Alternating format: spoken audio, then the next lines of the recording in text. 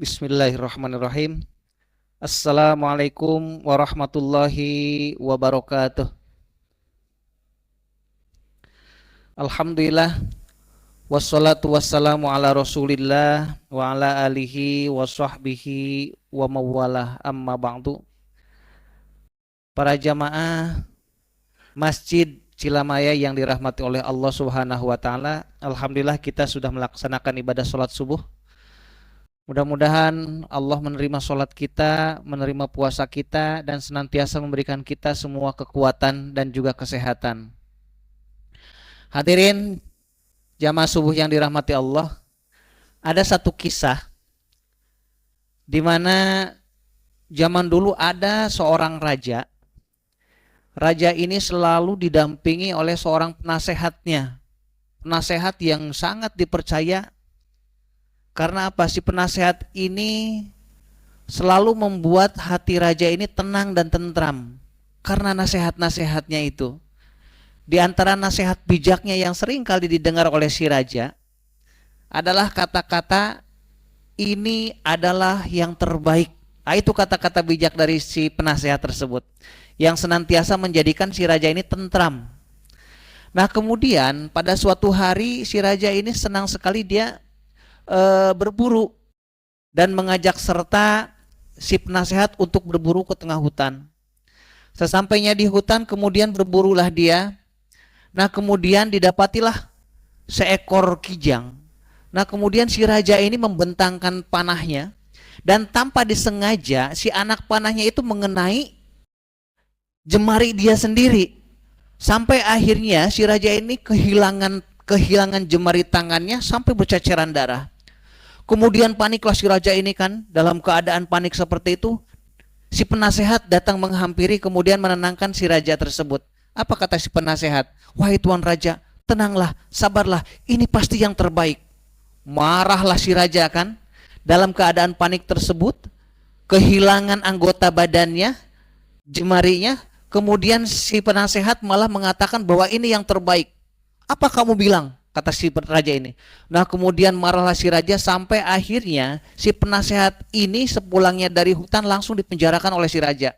Hanya karena tersinggung dengan kata-kata si penasehat tersebut. Nah, kemudian setelah itu dipenjarakanlah si penasehat raja ini, ya kan? Namun si penasehat raja ini mengatakan dalam hatinya, ini pasti yang terbaik. Karena itu kata-kata bijak dia itu.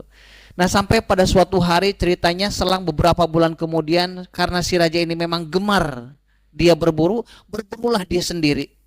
Sesampainya di tengah hutan, ketika dia hendak sedang berburu, tiba-tiba dia disergap oleh sekelompok orang primitif, Pak. Sekelompok orang primitif yang mana mereka itu hendak melakukan persembahan dan butuh korban. Ditangkaplah si raja yang sedang berburu sendirian ini. Begitu ditangkap, dihadapkanlah si raja ini kepada ketua si kelompok primitif tersebut. Begitu dihadapkan, pas begitu hendak dikorbankan, diperiksalah si raja tersebut oleh pemimpin primitif tersebut. Begitu diperiksa ternyata didapati jari si raja ini tidak ada satu. Kemudian apa kata si pemimpin itu? Kata si pemimpin primitif, apa Anda bilang? Masa untuk persembahan korban, persembahan manusia yang tidak utuh seperti ini, lepaskan dia. Akhirnya si raja ini dilepaskan. Dan begitu dilepaskan, betapa bahagianya. Teringatlah dia dengan kata-kata bijak si penasehatnya. Apa? Ini yang terbaik. Memang benar adanya. Andai saja jemari saya utuh, mungkin saya sudah dijadikan persembahan, kata si raja. Pulanglah dia dengan gembira ria. Sesampainya di istana, kemudian dia melepaskan si penasehatnya yang waktu itu dia penjarakan.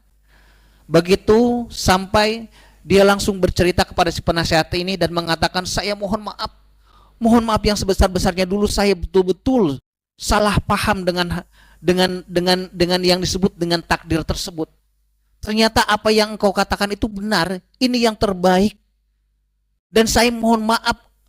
Dia bilang apa? Kata si raja, telah memenjarakan engkau tanpa salah. Kemudian apa jawab si penasehat itu? Ini pun yang terbaik buat saya, wahai raja. Sebab kalau seandainya waktu itu saya tidak dipenjarakan, tentu saya mengikuti engkau untuk berburu, dan pasti saya yang utuh badannya, sayalah yang dijadikan korban persembahan. Nah, dari kisah ini apa sih hikmahnya? Hikmahnya adalah tentang adanya dua jenis nikmat yang kadang-kadang ini luput dari pandangan batin kita. Dua nikmat tersebut yang disebut dengan yang pertama nikmatul hissiyah. Apa sih nikmatul hissiyah? Itu nikmat fisik atau nikmat yang sifatnya indrawi, yang bisa diindra, bisa dilihat, bisa diraba, bisa dirasa. Itu yang disebut dengan nikmatul hissiyah. Seperti contoh rumah kita, fisik kita, badan sehat kita, kemudian keluarga kita. Nah, itu yang disebut dengan nikmat yang sifatnya hissi. Yang kedua, ada nikmat yang disebut dengan nikmatul maknawi. Nikmat yang non fisik, Pak. Dan ini yang seringkali luput dari pandangan kita. Nikmat yang sifatnya non fisik seperti contohnya ilmu, kedekatan dengan Allah Subhanahu wa taala, kemudian juga hidayah dan segala macamnya. Hal-hal yang sifatnya non fisik, inilah yang disebut dengan nikmatul maknawi. Nah, kalau seandainya kita tidak memahami tentang nikmatul maknawi ini, maka kita akan banyak salah paham dan menjadi pribadi yang tidak akan pernah bersyukur kepada Allah Subhanahu wa taala. Sebab apa? Kita hanya melihat nikmat itu yang fisik-fisik saja. Harta kita, rumah kita, uang kita. Sehingga ketika kita tidak diberikan nikmat yang sifatnya fisik, maka kita menganggap bahwa Allah sedang tidak memberikan nikmat kepada kita. Sebagai contoh dari kisah tadi, umpamanya jari utuhnya si raja itu adalah nikmat yang sifatnya hissi, yang sifatnya fisik, bisa diindra, dan itu nikmat. Kemudian tatkala si nikmat fisiknya itu Allah Subhanahu wa taala hilangkan jarinya, kemudian pada saat itu dia selamat dari pengorbanan, selamat dari tangkapan orang-orang primitif pada saat itulah yang disebut dengan nikmatul maknawi. Artinya apa? Ada kehendak Allah Subhanahu wa taala yang terbaik untuk si raja itu. Nah, sebagaimana yang dikatakan oleh Rasulullah Shallallahu alaihi wasallam dalam satu hadis, apa kata Rasulullah? Ajaban li amril mu'min. Sungguh menakjubkan sekali keadaan seorang yang beriman. Beriman apa sih? Iman terhadap Allah, beriman dan yakin bahwa Allah itu adalah zat yang memiliki, yang menjaga, yang memelihara, yang melakukan yang terbaik pasti untuk umatnya. Nah, kemudian apa kata Rasulullah? Inna amrohu kulluhu lahu khair. Bahwa segala urusan orang beriman itu semua adalah baik. Walaisa dzalika li ahadin illa lil mu'min, dan hal ini tidak dapat ditemui kecuali hanya pada orang-orang yang beriman tadi, orang yang meyakini akan Allah Subhanahu wa taala. Apa kata Rasulullah? In asabat husarra'u syakara fa kana khairullah. Ketika dia ditimpa kebahagiaan atau kelapangan, maka respon dia adalah syukur. Kenapa? Karena dia meyakini bahwa kelapangan itu adalah kebaikan bagi dia. Kemudian sebaliknya, bukan hanya sekedar itu yang sifatnya fisik. Apa selanjutnya? Wa in asobathu dharra'u sabara fa kana khairullah. Dan ketika seorang beriman itu ditimpa satu permasalahan dalam kehidupannya, maka dia akan sabar, respon terhadap hal tersebut. Apa? Fakana khairullah, karena dia meyakini bahwa musibah yang dia terima itu adalah merupakan kebaikan bagi dia. Nah, ini orang yang beriman. Karena dia tahu pasti ada nikmat maknawi di balik musibah yang dia terima tersebut. Mana sih contohnya? Rasulullah menjelaskan di dalam beberapa hadis tentang adanya nikmat yang sifatnya maknawi ini, yang mungkin seringkali kita juga merasakan, cuma karena kita tidak tahu, kita anggap itu bukan nikmat. Kita anggap kita tidak diberikan apa-apa oleh Allah Subhanahu wa taala. Contoh misalkan, ketika Allah Subhanahu wa taala menimpakan sakit kepada kita. Kita kan sering sakit, Pak. Sering sakit kita ini. Nah, kemudian kalau seandainya kita hanya memahami nikmat itu nikmat fisik saja, maka ketika sakit kita menganggap bahwa Allah sedang tidak memberikan nikmat kepada kita. Padahal sebaliknya Allah hanya sedang memindahkan dari nikmat yang sifatnya fisik ke nikmat maknawi. Ayo kita lihat. Apa kata Rasulullah? Qala Nabi sallallahu alaihi wasallam, "Ma min muslimin yusibuhu adza syaukatun fama fawqaha." Tidaklah seorang beriman apabila dia ditimpa satu penyakit, baik penyakit itu penyakit yang paling ringan seperti contoh tertusuk duri di sini, atau penyakit sakit lutut kah? Kita sering alami itu kan? Sakit kepala kah? Atau penyakit yang lebih dari itu, penyakit-penyakit yang parah. Apa di sini? Kata Rasulullah, illa kafarallahu biha sayyi'atahu, kecuali dengan sebab sakit itu Allah sedang hendak membersihkan kesalahan-kesalahan dia, wa huttat anhu dzunubuhu, dan Allah sedang membersihkan dosa-dosa dia, kama tahuttus syajaratu waraqaha, sebagaimana pepohonan yang menggugurkan dedaunannya. Nah, inilah yang disebut dengan nikmat maknawi, Pak. Ketika sehat kita sedang diambil oleh Allah, artinya nikmat fisik sedang dicabut. Akan tetapi di balik itu ada nikmat yang sifatnya maknawiyah. Apa? Pengguguran dosa, penghapusan kesalahan-kesalahan kita. Dan penghapusan kesalahan itu nikmat bukan, Pak? Nikmat, akan tetapi nikmat yang tidak tampak disebut dengan nikmatul maknawi. Maka tadi cocoklah dengan apa yang dikatakan Rasulullah di awal, bahwasanya buat orang yang beriman sakit itu sebetulnya kebaikan. Kebaikan yang sifatnya maknawi. Maka dengan begini kita tidak akan pernah berkeluh kesah ketika kita sakit. Karena kita tahu bahwasanya Allah sedang ingin menghapus dosa-dosa kita yang begitu banyak, yang kalau seandainya dosa itu tidak terhapuskan, kemudian kita keburu terlepas ruh kita dari badan kita, menghadap Allah dalam keadaan dosa-dosa yang banyak tersebut, bagaimana nantinya? Maka Allah itu sayang terhadap kita, dan Allah punya cara sendiri, yaitu apa? Dengan cara kita diberikan musibah sakit. Contoh lain lagi, misalkan ketika orang yang kita sayangi, entah orang tua kita kah, suami kah, istri kah, anak kah, siapakah anggota keluarga kita, kemudian wafat, meninggal dunia, dan itu merupakan musibah kan sebetulnya. Secara fisik nikmat itu dicabut oleh Allah. Sebab apa? Kita kumpul dengan orang yang kita cintai, itu adalah nikmat. Kumpul dengan orang tua, kumpul dengan suami, kumpul dengan istri, secara fisik itu adalah nikmat. Nikmat yang sifatnya hissi, nikmat yang sifatnya fisik, bisa dilihat kedekatan dengan anggota keluarga kita tersebut. Nah, kemudian tiba-tiba Allah Subhanahu wa taala mencabut ruh orang tua kita, misalkan orang yang kita sayangi, sehingga dengan begitu apa kata Rasulullah dikatakan?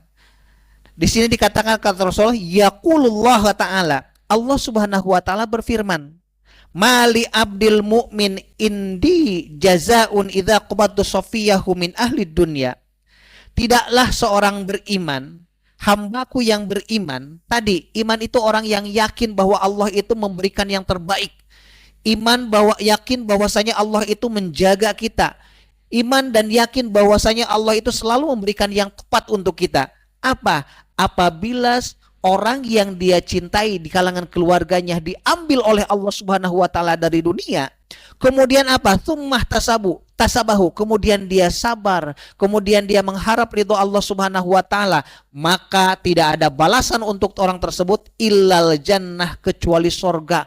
Ternyata ketika anggota keluarga kita diambil oleh Allah, atau ada anggota keluarga kita yang meninggal dunia, ternyata di situ Allah sedang ingin menyediakan sorga untuk anggota keluarganya tersebut. Syaratnya apa? Sabar. Nah, sorga itu nikmat bukan, Pak?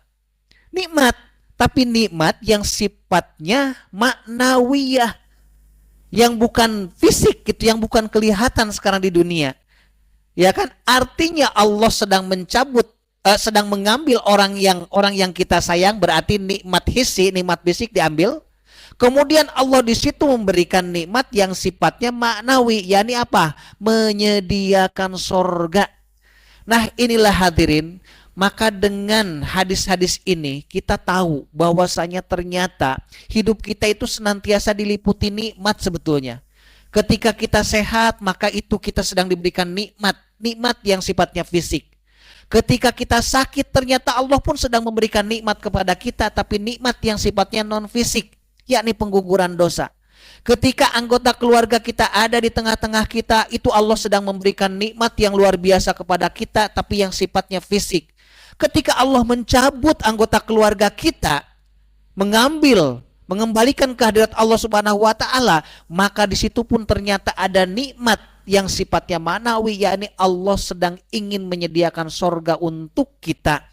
Dengan cara apa? Dengan cara sabar. Nah, maka hadirin, dengan pemahaman ini tentang dua jenis nikmat ini, nikmat hissiyah, fisik, dan nikmat ma'nawiyah, maka kita tidak akan pernah berkeluh kesah, maka kita tidak akan pernah suudzon terhadap Allah Subhanahu wa taala. Kita senantiasa banyak sekali suudzon terhadap Allah karena kita tidak tahu dengan dua nikmat ini.